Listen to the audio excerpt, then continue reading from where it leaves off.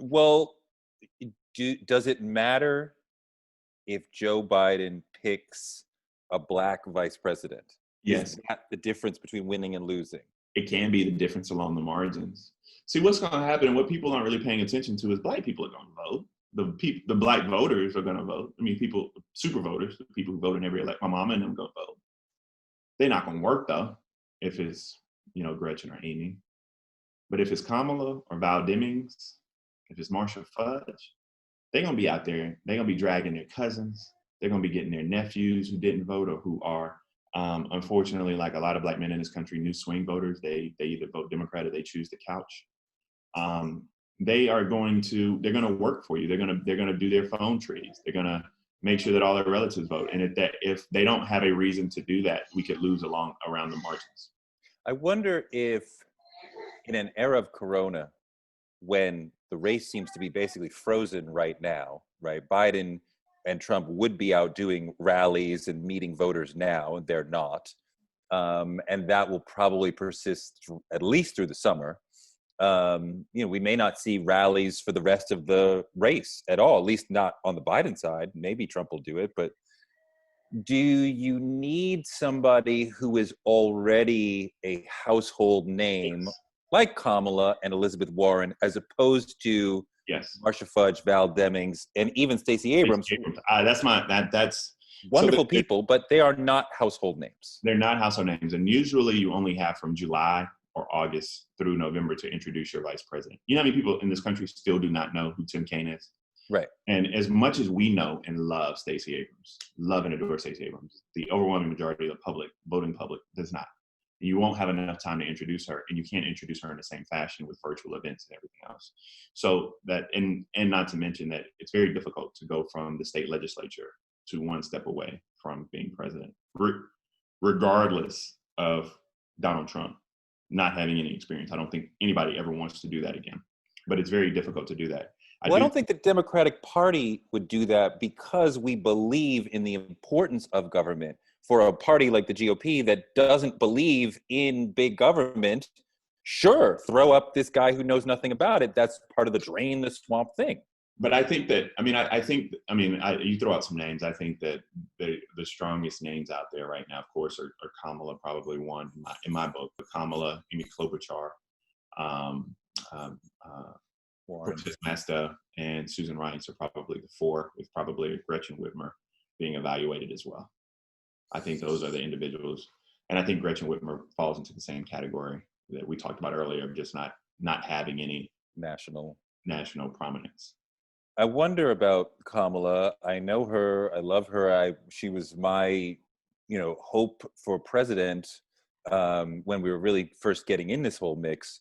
Black people did not coalesce around her candidacy, right? Biden blotted out the sun among Black voters the whole time.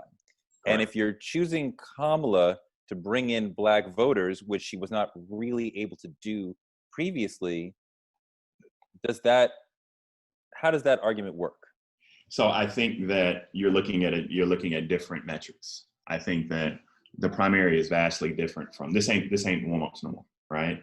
Okay. And it's game time. And I think that Kamala in very specific areas like Pennsylvania and Philly, Milwaukee, Wisconsin, Detroit, Michigan, Atlanta, Georgia, Charlotte, North Carolina, Tallahassee, Miami, Florida will do extremely well. I just ran down Charlotte, North Carolina, like the swing states, right? Yeah. And I think she brings that. I think she goes around the edges and she brings those people out. I think that's very, very, very important. She's a dynamic figure. She's going to kick Mike Pence's ass on a debate stage. I mean, just where. But that doesn't matter. That doesn't matter. But for me, it's good. I want my daughter to watch that. I mean, and also, do you know how hard we're going to work like we worked for Barack Obama if there's a chance a Black woman's going to be VP? That's a fact. Really? Oh, yeah. Yeah. Let me back up. That's not an accurate statement. Black women are going to work as hard as they work for Barack Obama if there's a Black woman VP. Black men, I think we have a lot of work to do. And in fact, I'm working on efforts right now to, because the Democratic Party has let Black men down. We haven't messaged to Black men. We haven't spoken to them. That's why 13% of them voted for Donald Trump. That and misogyny. That's embarrassing. Do you understand why 13% of us voted for Donald Trump? Misogyny, and there was Donald Trump actually messaged. So we're gonna have company real quick. I'm sorry, but we all have. Hi. He joins me midday after nap time for all of my interviews. So Hi. say hey, Uncle Toure. This is Stokely, the namesake of Stokely Carmichael. How are We were, you? we were just in here just chatting. Take your mouthpiece out. My mommy hates. Mommy hates when Daddy calls it a mouthpiece. And he frowned up at me. It is embarrassing. There's a great deal of misogyny. And Donald Trump filled the void when we had a lack of messaging. Donald Trump filled that void with a messaging to black people, as simple as it was. But there was no other messaging there. Nobody spoke to black men. Nobody did. And so I hope to change that this year. Some people talk about the alpha maleness of Trump and the desire to be contrarian. That, you know, it's fun to be the one guy in the barbershop who's like, no.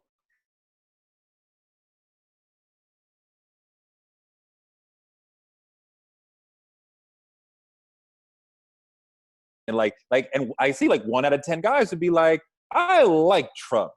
Argue, you prove me wrong. And like, you know, the other guy's like, you got to be kidding me. But But see, the problem is we actually have to argue with that guy.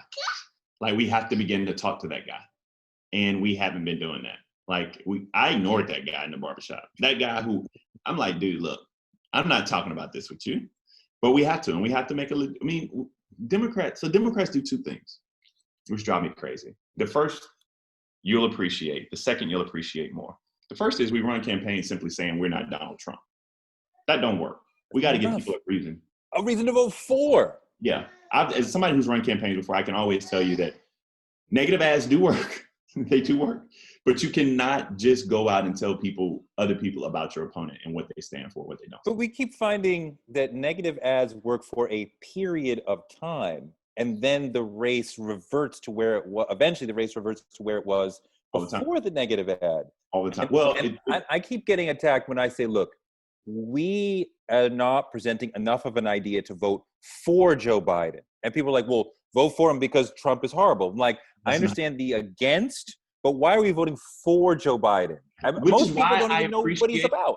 Which is why I appreciated Sean Combs. Now, I think that Puffy was not as articulate as some wanted him to be because it's a binary choice. And I know Puff, and Puff wasn't trying to say he was going to vote for the Republican Party or vote for Donald Trump. What Puff was attempting to say is that you have to give us a reason to come out and vote. And until you do, like, what are we doing here? So I appreciate that. The other thing, and this drives me crazy, that Democrats do, even some black Democrats do. We have very race-specific problems in this country that we propose race-neutral solutions for. That never works.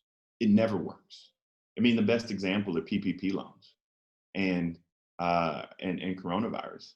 Instead of dedicating a portion of those funds to black communities and black entrepreneurs that were ravaged by this disease, we just said, you know, rising tide lifts all boats. And so when black people, Hispanic people, and Native Americans who are dying because of these disease don't have access to the Capitol and looking around, and people are like, oh my God, what happened? It's because traditionally the systemic injustices that plague our communities, we've never had access, because you always come up with this very simple, we're simple policy-minded people running around thinking that somehow you can be race neutral in the policy you propose, when what's killing us is very race specific. Mm-hmm. And so those are the 2 things that we have to focus on as a party. I want to go back to CNN for a second, because you talk about that you want to avoid debating the crazy guy in the corner. But what are the big differences between MSNBC culturally and CNN culturally? CNN wants to fight. They want to put you on with somebody who disagrees with you so y'all can have a fight. MSNBC would be much more like, here's a person who's lefty and another lefty, and we're going to build an argument together, and we're going to go, you're so right, Jim. You're so right, David. And they build together. You know, CNN is quite often like, Larry, I don't know what you're talking about. I'm going to smack your mama. You know, one of the things I say in the book, though, is my dad always tells me, man, you should try this one. You can't argue with fools because people watching can't tell the difference. That's right. And so I'm not trying to change Rick Santorum's mind. I'm speaking to the viewers. Rick ain't going to change because I said something. I know that. Right. And so you have to be, I mean, you got to be on your toes. You got to be nimble. I'm prepared for the courtroom because of CNN, and the courtroom prepares me for CNN. I absolutely love it. And you can't take it personal. I mean, people may take their books back after I say this, but I mean, we used to go get wine after I attempted to shred Kayleigh McEnany on TV. We go get wine together and we talk about life. I met her husband. It's just it's that type of relationship. And now she's the press secretary. It's very much a fight club over there at CNN. It's not a fight club. We are having some heated but healthy discussions about the future of our country in my James Earl Jones voice. Does it bother you? Does it not bother you though, the way that the administration is demonizing CNN in particular? It bothers me because it puts my well, not only is he destroying norms, law enforcement, justice, media, constitution, just the norms, but I mean, he's putting my colleagues in danger. I mean, you won't believe back during 2016 what Donna Brazile went through. You got to have her on your show just so she can tell you about some of the things she went through. She literally had to go underground when she was being attacked by the president and Russia. April Ryan, Caitlin Collins, Jim Acosta, they have to have security. We had to up our security, and they sent bombs to our studio in New York. Remember when we had the pipe bomber or whatever who was sending? They came to, and so it's tough, man. I mean, Don Lemon, just the way your life has changed because, and I laughed the other day. I was like, man, the Kenyan was a much better president than this average white guy we got, right? I mean, let's just be honest. I mean, and the bar is so low right now that the only people who can jump this bar are like Kemp and DeSantis. I want to take our country back, Toure. Can I still say that? Can I use that phrase? I mean, it's been ruined, but I understand. Yeah. I understand what you're saying. What's the difference between left or right? What's the difference between a good politician and a great politician?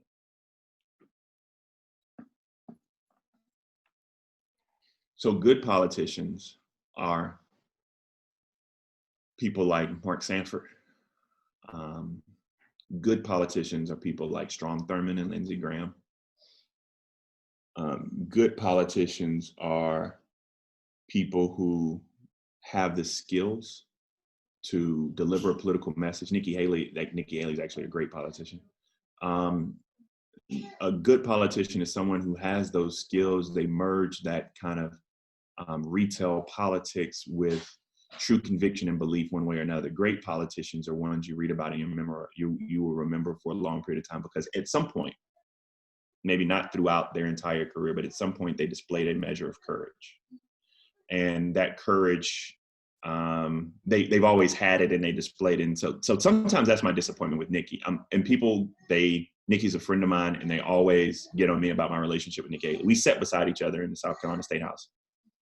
When Mark Sanford was governor, when Tim Scott sat behind us, she displayed a level of courage when 9 people were shot.